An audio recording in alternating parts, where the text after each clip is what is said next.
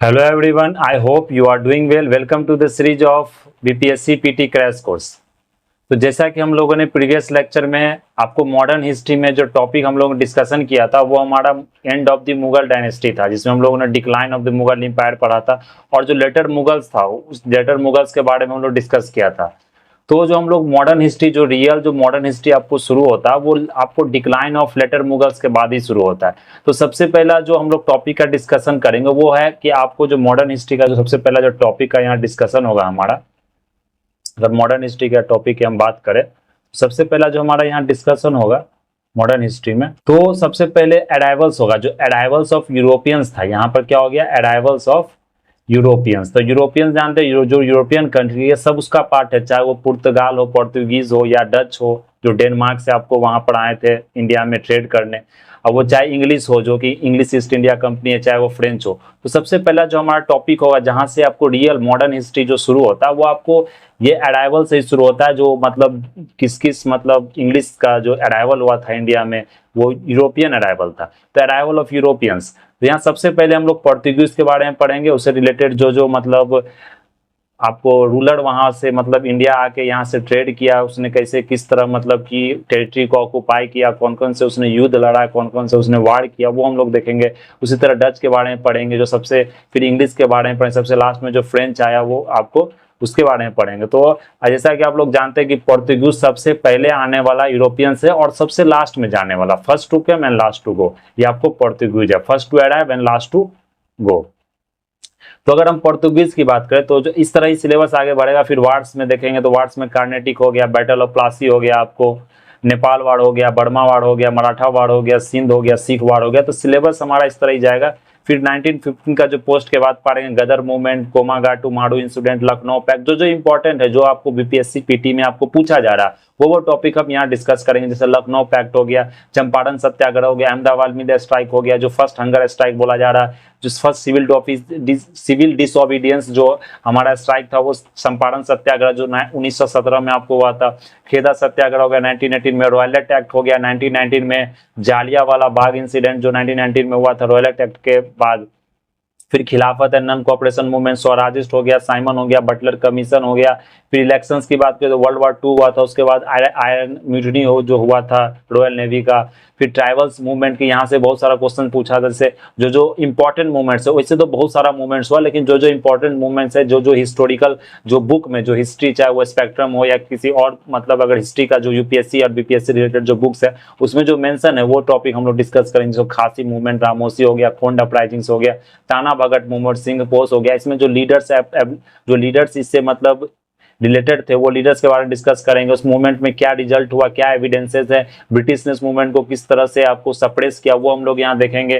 फिर कोस छोटा नागपुर हो गया, आपको एक हो गया कचंगा मूवमेंट, कोया हो गया, हो एंड मुंडा अपराइजिंग आप जानते हैं, नायका दास हो गया, संथाल रिवेलियन हो गया, फिर आपको चेंचू रिवोल्ट हो गया, हेरक्का कल्ट हो गया। फिर प्रेस में देखेंगे किस तरह प्रेस आपको सप्रेस किया गया, किस तरह से आपको जो सेंसरशिप एक्ट लगाया गया, वर्नाकुलर प्रेस एक्ट लगाया जिसको गैगिंग एक्ट भी बोला जाता है। न्यूज़पेपर, कौन कौन से न्यूज़पेपर किस किस मतलब लीडर्स ने रिलीज किए थे, कौन कौन से ऑर्गेनाइजेशन रिलीज किया था वो हम लोग देखेंगे।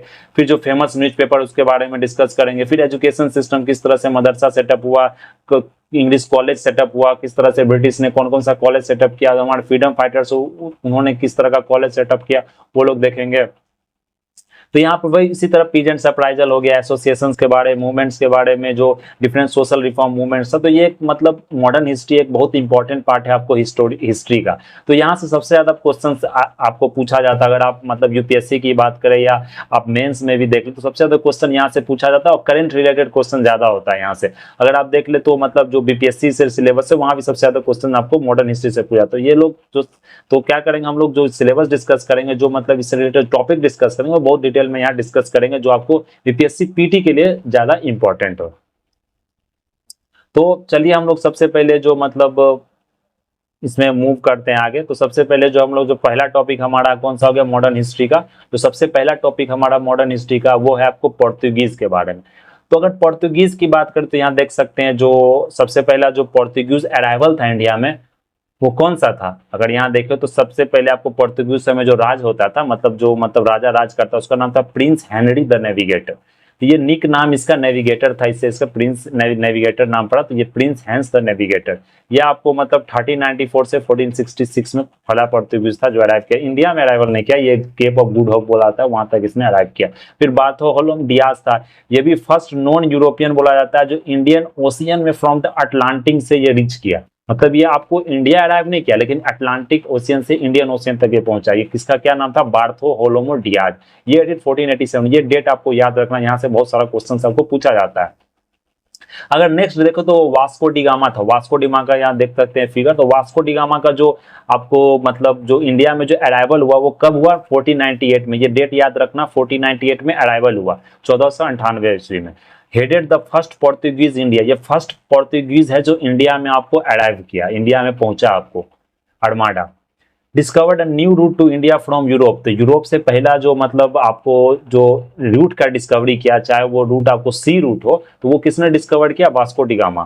First European to reach India by sea, पहला यूरोपियन जो सी से आपको इंडिया है। तो यहाँ से देखते हैं कितना क्वेश्चन बन सकता है। First Portuguese reach India Armada, पहला पोर्तुगीज जो मतलब यूरोप से आपको मतलब जो सी रूट का पता लगाया, पहला पोर्तुगीज यूरोपियन जो आपको इंडिया सी से आपको रीच किया। तो ये पेट्रोनस दिया गया था किंग मैनुअल, उस समय जो पोर्तुगीज का प्रिंसिपल था, जो किंग था आपको कौन था? King manual first. ये इन 1503 first Portuguese factory came up in Cochin. फिर 1503 में पहला फैक्ट्री आपको कोचीन में सेटअप किया गया। इस फैक्ट्री का मतलब आप ये लेने समझ लिया किसी तरह का इंडस्ट्री हो, किसी तरह का वर्कशॉप हो, काम चल रहा है, या किसी तरह का कोई प्रोडक्ट्स आपको वहां बन रहा है। नो, उस तरह का यहाँ पर फैक्ट्री नहीं। फैक्ट्री का यहाँ मतलब हो गया वेयर हाउस, जिसे आप गोदाम कहते हैं, मतलब जहां पर सामान आप क्या करते हैं? स्टोर करते हैं। क्या स्टोरेज हाउस क्या होता था कि जो विदेश से आपको कोई भी मतलब कि आपको जो यूरोपियन आ रहा है वो आपको मतलब यहाँ आके ट्रेड कर रहा है, जो ट्रेडर्स के रूप में आ रहा है, तो अगर सामान है तो थोड़ा मोड़ा तो सामान नहीं, वहाँ 6 महीना तो उसको ट्रैवल में लग जा रहा सी के थ्रू। अब वो ट्रैवल करके आ रहा है, वो तो नहीं है कि कुछ 2 किलो सामान 10 किलो सामान खरीद के वो चला जाएगा वापस। उसे क्या ढेर सारा सामान खरीदना पड़ता है, जिसके कारण अब वो सामान आप एक ही बार में तो सी से आप मतलब कि वहां से लेके और सी से डायरेक्ट आप रूट से मतलब उसे ले नहीं जा सकते यूरोपियन मार्केट में। तो क्या करता था वो लोग? वेयर हाउस खरीदता था, मतलब एक बहुत बड़ा गोदाम, मतलब एक घर खरीद लेता, जहां पे क्या करता था जितना भी मतलब सामान उसे खरीदना रहता जो यूरोप में उसे बेचना, वो सामान क्या करता वो खरीद के वहां स्टोर कर लेता था। और वहां से क्या करता था सी के थ्रू, मतलब जो सी के थ्रू बोट के थ्रू आपको क्या करता है वो सामान को वहां आपको ट्रेड करता था जाके यूरोप मार्केट में।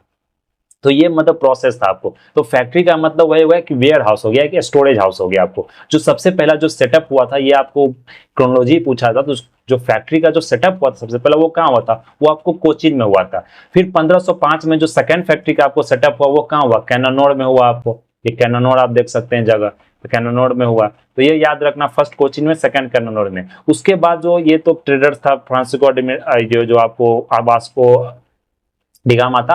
ऐसा बोला जा रहा है कि वास्को डिगामा जो फर्स्ट बार जो इंडिया के जो ट्रेड किया इसने, तो इसने जो ट्रेड किया तो बोला जाता है जो प्रोडक्ट इसने, अगर आप मान लीजिए कोई प्रोडक्ट्स इसने अगर मतलब वन टाइम, जैसे 1 रुपया में कोई प्रोडक्ट्स अगर ये खरीद रहा 1 रुपीज में, तो इसे जो प्रोडक्ट को अगर सेल किया तो जैसे 60 रुपीज मिला, मतलब 60 टाइम्स ये प्रोडक्ट को आपको सेल करके इसे मुनाफा हो रहा है। समझ रहे हैं कितना ज्यादा मुनाफा था।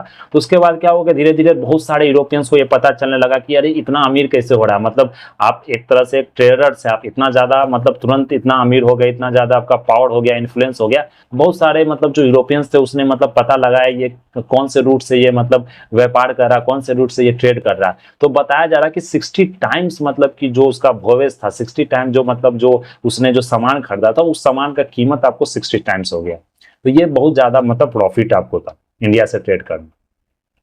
उसके बाद जो पहला मतलब जो रूलर के रूप में आपको इंडिया में आया ट्रेडर, जो वो कौन था आपको? Francisco de almirah. ये तो एक ट्रेडर था आपको, लेकिन जो रूल करने आया, जो यहाँ पर सेटअप करने आया, यहाँ पर एक तो टेरिटरी बनाने आया, टेरिटरी कंट्रोल करने आया इंडिया का ट्रेडिंग, तो वो कौन था? Francisco de almirah. ये याद रखना, सबसे पहला जो था ये फ्रांसिस्को अल्मीरा था। इसका जो रूलिंग पीरियड था ये 1505 से 1509 तक था। ये फर्स्ट पोर्तुगीज वाइसराय था ऑफ इंडिया का। उस समय वाइसराय बोला जाता था, वो एक तरह से आप गवर्नर मान सकते हैं, उसे वाइसराय बोला जाता था। First viceroy of Portuguese viceroy of India. ये आपको ब्लू वाटर पॉलिसी अडॉप्ट किया। ब्लू वाटर पॉलिसी क्या होता है कि मतलब जैसे कोई भी आपको वाटर है यहाँ पर, जैसे ये ब्लू वाटर आपको, तो यहाँ पर अगर कोई भी सी आपको अगर आ रहा है, यहाँ पर अगर कोई भी अगर सी आपको आ रहा है, जैसे ये क्या होगा, सी आ रहा है। तो अगर इसे इस टेरिटरी में इंटर करना है, मतलब जो पोर्तुगीज का अपना एक टेरिटरी होता था इंडिया से सी के बाहर, मतलब सी का एक टेरिटरी होता है वहाँ पोर्तुगीज से, तो ये आ रहा था। इसको कार्टेज सिस्टम, जो कार्टेज सिस्टम इसको बोल सकते हैं, किसी तरह का मतलब आपको पास लेना पड़ेगा। जैसे आप क्या करते, किसी भी अपना टेरिटोरियल वाटर से आप किसी दूसरे कंट्री में अभी भी इंटर करते तो पास आपको लेना पड़ता है, बोल सकते वीजा लेना पड़ता है। उस कंट्री में आप बिना वीजा या बिना पासपोर्ट के आप इंटर नहीं कर सकते। उसी तरह सी में भी होता है। तो वहां पर आपको क्या होगा कि नेवल ये ऑफिसर या अपॉइंट करता था यहाँ पर आपको, ये नोवल, या यहाँ पर अगर आप देख सकते हैं यहाँ पर नेवल ऑफिसर अपॉइंट करता था यहाँ पर। तो ये क्या करता है, ये बंदूक लेकर आपको यहाँ खड़ा रहता है। ये पहले सबसे पहले आपको कार्टेज सिस्टम ये पास दिखाना पड़ेगा, नहीं तो आप पैसा देके ये कार्टेज सिस्टम बनाए। और जब पोर्तुगीज ये अलाउ करेगा गवर्नर, तभी आप अंदर आके ट्रेड कर सकते हैं। ये मतलब सिस्टम था, इसे ब्लू वाटर पॉलिसी बोला जाता है। उस समय बोला जाता था कि अगर आप वाटर पर कंट्रोल कर लिए, सी पर कंट्रोल कर लिए, तो आप पूरे मतलब इंडिया के ट्रेड पर कंट्रोल कर लिए, वर्ल्ड के ट्रेड पर कंट्रोल कर लिए। क्योंकि जो ट्रेड होता है उस समय सी से ही होता था, उसमें लैंड रूट का डिस्कवरी हुआ नहीं था। और कनेक्शन जो हमारा एशियन कंट्री से लैंड रूट का, वो तो आपको यूरोपियन कंट्री से लैंड रूट का है ना, वो कनेक्शन भी अभी लैंड रूट से करते वो बहुत ज्यादा दूर हो जाएगा। इसलिए जो वो आपको जो ट्रेड करने आते भी थे वो आपको सी रूट से आते थे। तो सी रूट, ये कार्जेस सिस्टम क्या होता था, कार्जेस सिस्टम या कह सकते हैं पास सिस्टम था, एक पास आपको बनाना पड़ेगा। ये ब्लू वाटर पॉलिसी का नियम है। तो ब्लू वाटर पॉलिसी किसने अडॉप्ट किया था, ये फ्रांसिस्को डी अल्मीडा ने अडॉप्ट किया था। तो ये 1508 में Almeida defeated joint Muslim naval force in the battle of due. ये एक बैटल ऑफ ड्यू था, जो कि मतलब ज्वाइंट बैटल था आपको, जिसमें मतलब मुस्लिम का बैटल, मुस्लिम से इसने बैटल किया आपको, जो वाइसराय था फ्रांसिस्को डेल्मा, और उसने क्या किया, डिफीट कर दिया आपको जो मुस्लिम नेवल फोर्स था। ये बैटल ऑफ ड्यू आपको याद रखना, ये पोर्तुगीज और मुस्लिम नेवल के बीच में फाइट किया गया था। और जो सेकंड हमारा जो मतलब जो पोर्तुगीज का वाइसराय था, ये भी बहुत फेमस था, अल्फोंसो डी अल्बुकर्क। तो हम जो वाइसराय इसमें पढ़ेंगे वो आपको सारा इंपॉर्टेंट वाइसराय नहीं पढ़ना, इसमें जो जो इंपॉर्टेंट है, जो जो जिसने पॉलिसीज कुछ लाया, कुछ नया वार किया, या किस तरह का कुछ ने डिस्कवर किया, तो वो हम लोग पढ़ेंगे जो इंपॉर्टेंट वाइसराय है। तो अगर अल्फोंसो डी अल्बुकर्क की बात करें, तो अल्फोंसो डी अल्बुकर्क जो था, इसे रियल फाउंडर पोर्तुगीज का बोला जाता है, क्योंकि इसने क्या किया, हेडक्वार्टर सेटअप किया आपको कोचीन में। इसमें इसका जो रूलिंग पीरियड था 1509 से 1515 तक था। एबोलिश सती, जो क्या किया था उस समय, जो सती जो आपको इंडिया में प्रिवलेंट था, इंडिया में जो चल रहा था, उसने सती को क्या किया, कंट्रोल किया, सती को उसने स्टॉप किया अपने मतलब एरिया है, फुल फॉरवर्ड इंडिया है, पैन इंडिया में उसने स्टॉप नहीं किया, लेकिन जो मतलब जहां वो रूल करता था वहां उसने उससे वो स्टॉप किया, बैन किया। हेडक्वार्टर कोचीन में इसने सेटअप किया, इसलिए इसे रियल फाउंडर बोला जाता है। और जो हमारा नेक्स्ट रूरल था, जैसे आप देख सकते हैं, ये आपको क्यों कौन है, ये आपको यहाँ पर अल्फोंसो डी अल्बुकर्क है। अगर हम नाइनो डी कुन्हा की बात करें, तो ये मतलब पोर्तुगीज नेम है, अभी से आप प्रोनाउंस कर सकते हैं, मतलब देख सकते हैं। तो नीनो डी जो कुन्हा था, मतलब वो आपको 1529 से 1538 उसने राज किया। जो इसका जो मतलब ट्रांसफर इसने क्या किया, गवर्नमेंट का जो हेड ऑफिस था, जो कोचीन में सेटअप किया गया था आपको अल्फोंसो डी अल्बुकर्क के द्वारा, उसको क्या किया इसने, मतलब ट्रांसफर कर दिया। कोचीन से कहां ट्रांसफर किया, गोवा में ही मेन सेंटर आप देख सकते हैं, जो पोर्तुगीज का अभी भी वहां कल्चर जो फ्लरिश करा, जो कल्चर आप देख सकते हैं वहां एमलगेट हो गया, कल्चर मिक्स हो गया। तो आपको सबसे ज्यादा पोर्तुगीज का आपको वहां घर का जो स्ट्रक्चर वो पोर्तुगीज का इन्फ्लुएंस दिखेगा, वहां का जो ड्रेस कल्चर है वो पोर्तुगल इन्फ्लुएंस आपको दिखेगा, वहां का जो कल्चर है, जो फूड हैबिट्स है। तो क्या होता है कि जो ज्यादा दिन तक आप किसी कल्चर के साथ रहते हैं, तो क्या होता है, इंटरमिंगल हो जाता है, वो आपको मिक्स हो जाता है। तो वहां पोर्तुगल कल्चर आप ज्यादा देखेंगे गोवा रीजन में। तो ये आपको मतलब पोर्तुगीज से रिलेटेड हमारा जो मतलब जो प्रीलिम्स पॉइंट, जो बीपीएससी पॉइंट ऑफ व्यू से जो इंपॉर्टेंट था वो हम लोग ने देख लिया। अब जो उसके बाद जो नेक्स्ट जो रूलर आया, जो नेक्स्ट मतलब जो यूरोपियंस है, वो कौन था, डच था। तो ये आप मतलब कम से कम आप क्रोनोलॉजी याद रखिएगा, पहले पोर्तुगीज आया, उसका डच आया, उसके बाद आप देखेंगे कि डेंस, फिर इंग्लिश आया, फिर आप फ्रेंच देखेंगे, तो वो आपको क्रोनोलॉजी ऑर्डर याद रखना। तो डच का जो सबसे पहला जो यहाँ पर आपको मतलब ट्रैवलर था, या आप बोल सकते हैं वाइसराय था, वो कॉर्नेलियस डी हॉटमन था। तो ये इतना इंपॉर्टेंट नहीं, फर्स्ट डच ट्रैवलर हुआ था इंडिया में, इसने रीच किया। तो Dutch east India company establish किया 1602 में। तो फर्स्ट डच फैक्ट्री जो स्टैब्लिश हुआ था वो कहाँ हुआ था, मसूलीपट्टनम। ये याद रखना, फर्स्ट डच फैक्ट्री कहाँ होता, मसूलीपट्टनम। वहां हम लोग तो क्या देखे थे, कोचीन देखे थे। यहाँ कहाँ हुआ था, मसूलीपट्टनम में, जो कि आंध्र प्रदेश में 1606 में हुआ था। और सेकेंड फैक्ट्री का जो स्टैब्लिशमेंट हुआ था वो पेट्रोपोली में, निजामापट्टनम में हुआ था, निजामापट्टनम। ये आपको सेकंड फैक्ट्री हुआ था। तो डच का इतना ही याद रखना। उसके बाद जो थर्ड आया था वो इंग्लिश आया था, डेंस नहीं आया था, इंग्लिश आया था। तो इंग्लिश ईस्ट इंडिया कंपनी का जो आपको मतलब चार्टर एक्ट, आप जानते हैं कि वहां पर एक चार्टर बनता है। चार्टर क्या होता है, एक लीज तरह से आपको दिया जा रहा है, कि मतलब जैसे आप कोई चीज़ का आप मतलब लाइसेंस लेते हैं कि हमको 15 साल तक वहाँ ट्रैवल करना है या 15 साल तक हमें वहाँ ट्रेड करना है, तो वो क्या, तो चार्टर एक्ट बनता था, एक चार्टर बनता था, एक मतलब एग्रीमेंट बनता था। वो वहाँ का ब्रिटिश मतलब जो अथॉरिटी था, ब्रिटिश का जो किंग था उसके बीच में, क्वीन के बीच में, और जो मतलब ट्रेडर है जो मतलब आके यहाँ पर ट्रेड करेगा। तो ये 1600 फिर क्या कि ईस्ट इंडियन कंपनीज का सेटअप हुआ, उसे रॉयल चार्टर मिला, जो कि वहां कुछ समय क्वीन थी, क्वीन इलिजाबेथ। तो सबसे पहला जो हमारा मतलब जो ट्रैवलर आपको आया सबसे पहले, तो कैप्टन कौन था, हॉकिंस था। ये 1608 में आपको इंडिया पहुंचा। ये क्या किया कि रिप्रेजेंट करता था इंग्लिश कंपनी को। तो ये जहांगीर के कोर्ट में आया परमिशन मांगने के लिए कि हम आपसे ट्रेड करना चाह रहे। परमिशन तो क्या कि ओपन फैक्ट्री हम यहाँ ओपन करना चाह रहे। तो first British to set foot on Indian soil, ये पहला ब्रिटिश था आपको मतलब जो इंग्लैंड का, जो सबसे पहले आपको इंडिया पर मतलब अपना पैर रखा, बोल सकते सबसे पहले इंडिया है। English open there first factory, वो भी क्या किया, डच भी देखे सबसे पहले मसूलीपट्टनम में सेटअप किया। ये आपको यहाँ भी ये मसूलीपट्टनम में सेटअप किया। ये डिफीट किया पोर्तुगीज को, जो बैटल ऑफ स्वाले, ये याद रखना, ये आपको सूरत में हुआ था, बैटल ऑफ स्वाली होल।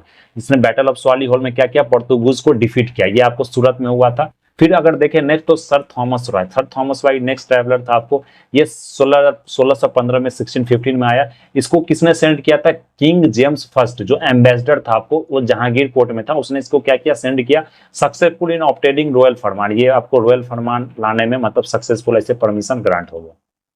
तो दोनों ये क्या हुआ था, जहांगीर कोर्ट में सबसे पहले विलियम कैप्टन हॉकिंस आया, उसके बाद सर थॉमस रॉय आया था आपको। तो ये आपको यहाँ पर क्रोनोलॉजी याद रखना। फिर फ्रांसिस डे आया आपको, वो obtain Madras on lease from the Raja of Chandragiri में, उसने लीज पर लिया जो मद्रास था आपको। वहां पे एक स्मॉल छोटा सा फोर्ट बनाया, जिसे फोर्ट सर जॉर्ज बोला जाता है। वहीं से आपसे देख सकते हैं रूलिंग आपको स्टार्ट हो गया। फिर एक जॉब चार्नूक था, जो 1690 में फैक्ट्री आपको सेटअप किया, सूतानोती बोला जाता है, विच उसको फिर फोर्टिफाई किया, पूरा किला के रूप में बनाया गया 1696 में। उसको फोर्ट विलियम्स बोला था। जो ये सूतानाती में, ये कलकत्ता है, ये आपको यहाँ पर कलकत्ता रीजन में, तो ये आपको क्या है, कोलकाता रीजन में। तो ये आपको फोर्ट विलियम्स बोला जाता है फोर्ट को, वो किला को। और यहाँ पर संत जॉर्ज बोला, ये मद्रास में आपको। तो यहाँ पर ये याद रखना। फिर 1662 की बात करें तो किंग चार्ल्स सेकंड आया, किंग चार्ल्स सिंह सेकंड था। उसने क्या किया था आपको, उसको बॉम्बे क्या था, वो डॉरी में मिला था। डॉरी आप जानते हैं, जो डॉरी होता है वो आपको मतलब जो दहेज होता है, वो दहेज के रूप में उसे बॉम्बे ही गिफ्ट कर दिया गया था। तो बॉम्बे पूरा गिफ्ट कर गया था। जो उसने क्या किया था कि पोर्तुगीज की जो प्रिंसेस थी, जो रानी थी, उससे शादी कर लिया। तो उसको जो लीज मिला, जो डॉरी मिला, उसने उसे लीज पर किसे दे दिया, वो ब्रिटिश को दे दिया। तो किंग चार्ल्स सेकंड। फिर 1717 देख रहे तो फारूक सियार ग्रांटेड द इंग्लिश। तो जो 1717 में क्या हुआ कि फारूक सियार ने आपको गोल्डन फरमान रिलीज किया। तो गोल्डन फरमान क्या होता है, उसमें उसने ब्रिटिश को, जो उसने ब्रिटिश ऑफिशियल था या ब्रिटिश का जो ईस्ट इंडिया कंपनी था, उसको उसने क्या किया कि मतलब एक फ्री ट्रेडिंग राइट दे दिया। तो फ्री ट्रेडिंग राइट देने में कुछ मतलब पैसा लेके, मतलब कुछ मतलब मंथली पेमेंट करके, इंस्टॉलमेंट मतलब मंथली पेमेंट करके आप वहां ट्रेड कर सकते हैं। तो वो गोल्डन फरमान एक बहुत बड़ा मतलब माना जाता है कि वहां से ही ब्रिटिश ने क्या किया, अथॉरिटी सेटअप कर लिया। एक मतलब अच्छा सा टेरिटरी मिल गया, एक मतलब बोल सकते फ्रीडम मिल गया कि आप किसी तरह से ट्रेड करते हो, ऊपर से आप कॉइन भी अपना मिंट कर सकते हैं। ये एक बहुत बड़ा राइट मिल गया था। तो ये इसे Magna carta of the company बोला जाता है। एक बहुत बड़ा मतलब आपको बोल सकते हैं कंपनी को एक चार्टर मिल गया, एक मैग्ना कार्टा मिल गया। ये वैल्यूएबल ट्रेडिंग प्रिविलेज आपको किसको मिल गया, इंग्लिश ईस्ट इंडिया कंपनी को मिल गया। तो बोला जाता है कि जो फारूक सियार था आपको, तो फारूक सियार के साथ क्या मतलब दिक्कत था एक समय, मतलब वो बहुत ज्यादा बीमार पड़ गया। तो वो मुगल रूल था, बहुत ज्यादा बीमार पड़ गया था। वो कोई भी डॉक्टर उससे ठीक नहीं कर पाया, मतलब इंडिया लेवल पे कोई भी डॉक्टर उससे ठीक नहीं पड़ पाया। बहुत विदेश से भी डॉक्टर सब आया, कोई ठीक नहीं पड़ रहा, जो भी हकीम उकीम, कोई भी आयुर्वेदिक मेडिसिन ठीक नहीं। तो फिर क्या, उस समय जो आपको इंग्लिश जो जनरल था, जो मतलब गवर्नर था, उसने क्या किया, अपना फिजिशियन को भेजा। तो अपना फिजिशियन क्या, तो उसका नाम था, आप लोग देख लेंगे। तो वो फिजिशियन को वहां पर भेजा, तो फिजिशियन क्या किया, इसे मतलब ठीक कर दिया फारूक सियार के। तो उसके खुशी में, जो वो मतलब ठीक नहीं हो पा रहा था, उसके खुशी में उसने क्या किया, फरमान ग्रांट कर दिया। ये एक आपको स्टोरी है, आप मतलब पढ़े होंगे। उसके बाद नेक्स्ट जो आया इंग्लिश के बाद, वो फ्रेंच था आपको। तो अगर फ्रेंच की हम लोग यहाँ बात करें, तो फ्रेंच में आप देख सकते हैं सबसे पहला फ्रांकिस कैरोन था। वो आपको अगर देखें तो ये 1667 में आपको फर्स्ट फ्रेंच फैक्ट्री कहाँ सेटअप हुआ था, सूरत में। इंग्लिश जो फैक्ट्री था वो कहाँ था, मसूलीपट्टनम में, लेकिन फर्स्ट फ्रेंच फैक्ट्री आपको सूरत में सेटअप हुआ। जो सेकंड था फ्रांकोइस मार्टिन था, 1672 में आया। Received a village as a grant from the king of Bijapur Sher Khan Lodhi. इसने क्या किया कि विलेज को इसको ग्रांट मिला, वो किससे मिला, बीजापुर का जो किंग था शेर खान लोधी से ग्रांटे मिला, मतलब फ्री के रूप में आप बोल सकते हैं, विलेज मिल गया। He founded it as a Pondicherry, उसने विलेज को क्या बोला, पौंडीचेरी बना दिया, जो कि फ्रेंच कैपिटल रहा इंडिया का। जो पौंडीचेरी अगर आप जा रहे हैं तो वहाँ देखेंगे फ्रेंच का इन्फ्लुएंस मिलेगा, चाहे वो कल्चर हो, आर्ट्स हो, या वहाँ का डिशेज हो, या फूड हैबिट्स हो, तो वहाँ देखेंगे पूरा फ्रेंच का कल्चर। जैसे गोवा में पोर्तुगीज का कल्चर, वैसे पौंडीचेरी में आपको फ्रेंच का कल्चर। तो ये आपका यहाँ पर जो अराइवल था, मतलब जो यूरोपियंस का, वो हम लोगों ने डिस्कस कर लिया। अब जो हमारा नेक्स्ट है वो वार्स है। तो अगर वार्स की बात करें तो वार्स कौन कौन सा वार्स हुआ, तो फर्स्ट जो वार था कार्नेटिक वार्स हुआ। ये कार्नेटिक वार 1740 से 1763 तक चला। तो इसमें बहुत सारा कार्नेटिक्स हुआ, बीच में वार्स होता था, फिर किसी तरह का ट्रूस आता, ट्रूस जानते हैं ना, स्ट्रगल ट्रूस, मतलब क्या होता था, वार हुआ, फिर किसी तरह का टर्म कंडीशंस, किसी तरह का मतलब बोल सकते हैं एक टर्म कंडीशंस बना, फिर वार खत्म हो गया, फिर आपको मतलब डेडलॉक हो जाता वार का, फिर किसी प्रोसेस से फिर से वार शुरू हो गया। तो ये आपको वार होता था, फिर खत्म होता था, फिर होता था, तो ये एग्रीमेंट बनता था, फिर एग्रीमेंट को वायलेट किया किसी ने, फिर वार हो गया। तो ये वार्नेटिक वार देखेंगे, मराठा वार देखेंगे हम लोग आगे, फिर जो मतलब आपको बहुत सारा मतलब इस तरह का आपको वार है। तो अगर जैसे 1740 से 1763 की बात करें तो फर्स्ट कार्नेटिक वार हुआ था आपको 1740 से 1748 में। तो फर्स्ट कार्नेटिक वार मतलब किस कारण हुआ था, तो वार ऑफ जो इसका काउज था, आपको रियल काउज था वो,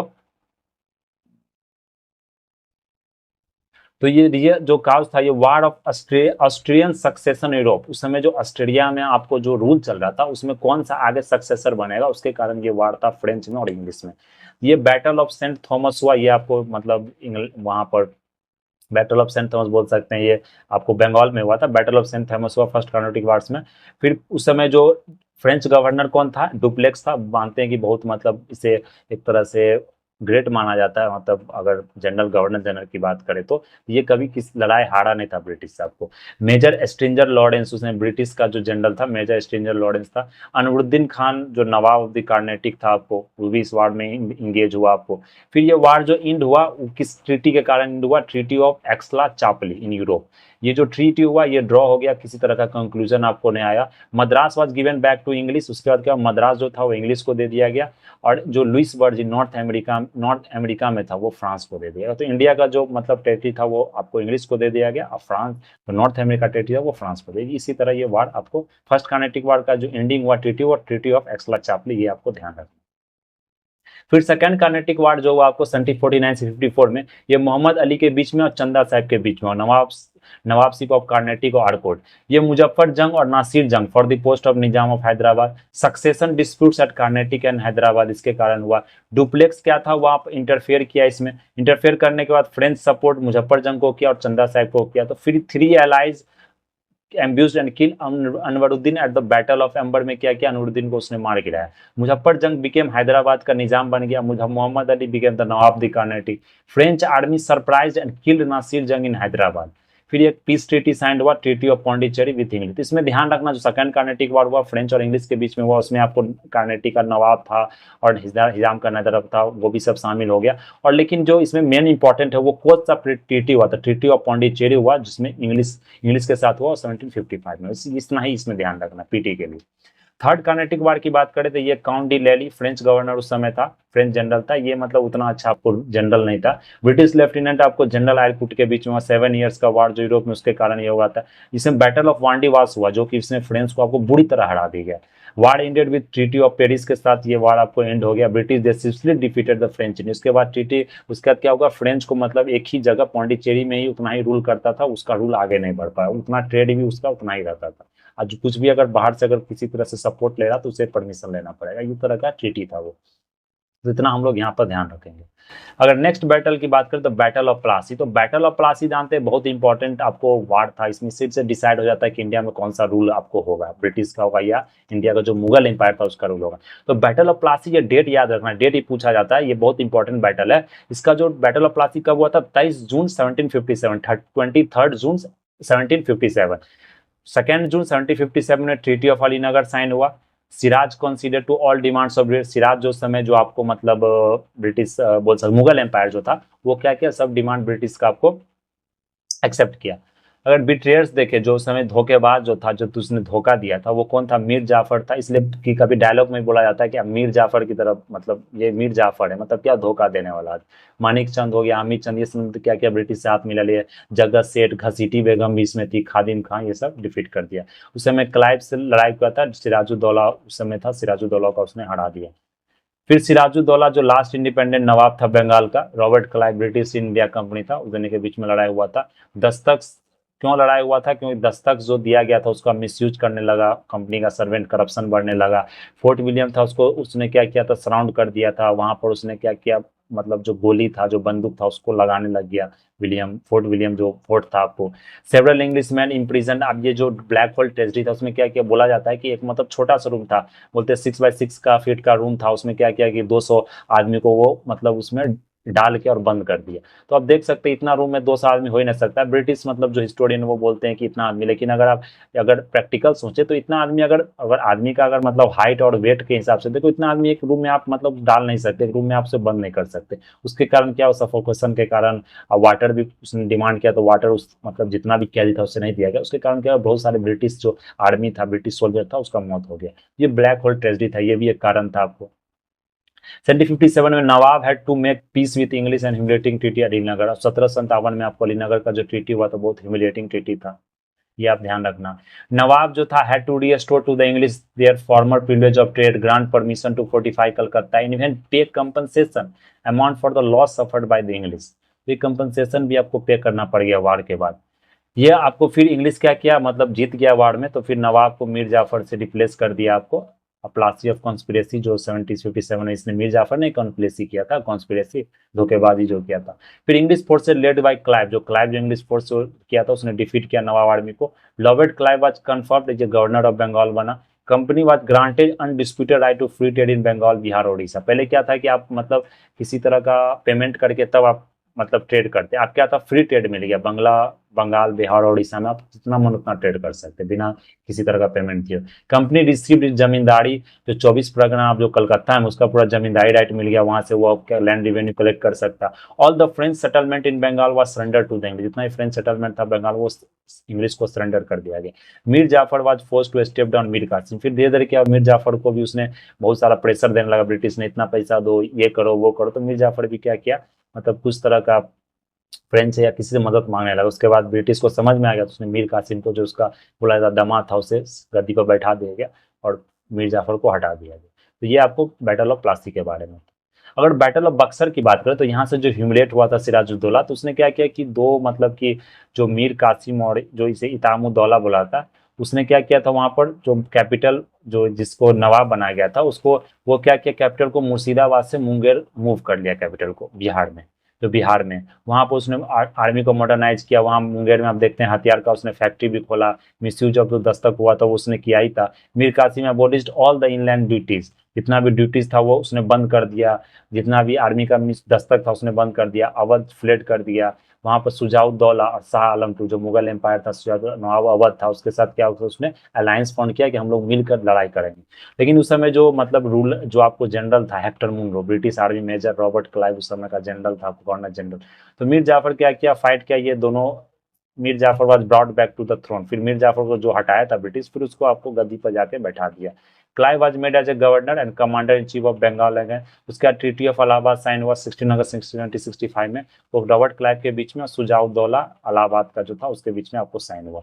फिर नवाब अवध का, तो उसके मतलब कि आपको 50 लाख फाइन पे करना पड़ गया। इलाहाबाद का जितना भी मतलब एम्परर साथ था उसे भी सरेंडर करना पड़ गया। Treaty of subsidy alliance sign करना पड़ेगा। ट्रीटी सब्सिडी अलायंस जानते हैं, इसमें क्या होता है कि आर्मी आपको, ब्रिटिश अपना आर्मी रखेगा, उसको आपको पेमेंट भी देना पड़ेगा। ब्रिटिश आपके कोर्ट में एक अपना ऑफिशियल्स भी प्रेजेंट करेगा, उसको आपको पेमेंट करना पड़ेगा। किसी तरह का आप मतलब बाहर से मतलब कोई भी आर्मी से या किसी तरह का बाहर से कोई पैक्ट नहीं साइन कर सकते, किसी तरह का एग्रीमेंट नहीं कर सकते किसी बाहरी मतलब फ्रेंच से या पोर्तुगीज से, किसी भी तरह का यूरोपियन से। तो ये आपको सब्सिडी अलायंस का टर्म कंडीशन था। सेकेंड ट्रीटी ऑफ इलाहाबाद हुआ, जो मुगल एम्पर शाह आलम टू और रॉबर्ट क्लाइव के बीच में 1765 में हुआ। फिर एम्पर इशू किया फरमान, जिसमें कि दीवानी राइट मिल गया बंगाल, बिहार, उड़ीसा में फर्दर। फिर डुअल सिस्टम बोला जाता है, यहाँ से आपको एस्टेब्लिश हो गया, जिसे डायरकी सिस्टम बोलते हैं। यहाँ पर डायरकी सिस्टम क्या होगा, कंपनी एक्सरसाइज दीवानी फंक्शन व non exercise the Nizamat function. तो कंपनी क्या करता था, responsibility power with without responsibility, मतलब निजाम को क्या बोलता था, उसको बोलता तुम एडमिनिस्ट्रेटिव सेटअप देख लो, तुम लॉ ऑर्डर देख लो। लेकिन हम लोग जो रिवेन्यू सेटलमेंट का, आपको इस तरह का पैसा नहीं देता। अगर आप मतलब अगर जनता को आप देख रहे हैं, प्रजा को देख रहे हैं, तो किस तरह का तो पैसा मिलना चाहिए। तो power without responsibility and responsibility without power. तो यहाँ बोल सकते हैं पावर मिल गया ब्रिटिश को, उसको रिस्पॉन्सिबिलिटी नहीं था, जिसको रिस्पॉन्सिबिलिटी उसके पास पावर नहीं था। In practice the company acquired all the real power without responsibility for administration vested with the nawab. तो नवाब के पास था तो नवाब का खर्चा भी ज्यादा था, इसलिए मतलब वो डायरेक्ट सिस्टम था, डुअल सिस्टम था। डुअल सिस्टम इसलिए बनाया गया क्योंकि वो मतलब रिवोल्ट नहीं कर दे, मतलब वहाँ का जो पब्लिक था। फिर उसके बाद बंगाल फेमिन आ गया, क्योंकि कोई भी नवाब को किसी तरह का पैसा नहीं मिलता था, रिवेन्यू कलेक्शन ब्रिटिश रखता था, वो जितना भी कलेक्शन करता था वो जाके विदेश में भेज देता था। तो इसलिए क्या हुआ कि बंगाल फेमिन, वैसे बोला जाता है कि मतलब मिलियंस, मतलब लाखों लाख आदमी मरा होगा, मतलब 70 का जो बंगाल फेमिन था। तो ये आपका मतलब बैटल ऑफ बक्सर के बारे में। तो इतना हम लोग आज रखते हैं बैटल ऑफ बक्सर। उससे अगला जो होगा नेक्स्ट वार, हम लोग एंग्लो मैसूर वार के बारे में देखेंगे। तो ये जो मतलब बीपीएससी पीटी के लिए बहुत इंपॉर्टेंट है, जो टॉपिक हम लोग डिस्कस करें, उतना ही कर रहे हैं जो इंपॉर्टेंट है। इससे ज़्यादा अगर आप डिटेल में जाते हैं तो वो मेंस का टॉपिक आपको हो जाता है, इसलिए हम लोग इतना ही डिस्कस करेंगे। That's all for today. Thank you.